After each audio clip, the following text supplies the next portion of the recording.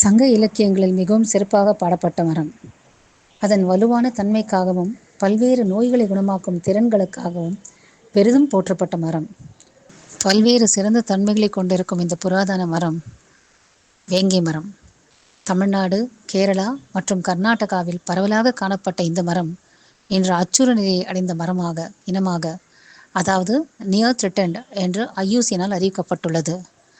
அதாவது இப்பொழுது இந்த மரம் அழிக்கப்பட்டு கொண்டிருக்கும் போக்கில் தொடர்ந்து அழிக்கப்பட்டு கொண்டிருந்தால் வருங்காலத்தில் இந்த மரம் சங்க இலக்கிய குறிப்புகளாக மட்டுமே நிலைத்திருக்கும் என்கிற அச்சுறுத்தலைத்தான் IUCN வெளியிட்டிருக்கிறது.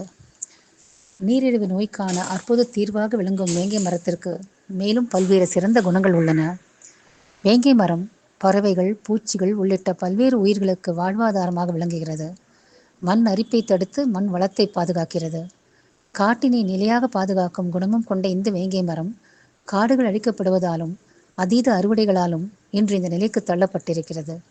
அழிவு வேங்கை மரத்துக்கு மட்டுமல்ல, அதை சார்ந்து இருக்கும் பல்வேறு உயிர்களுக்கும் அதனால் நிலைத்தன்மை பெற்றிருக்கும் மனங்களுக்கும் தான்.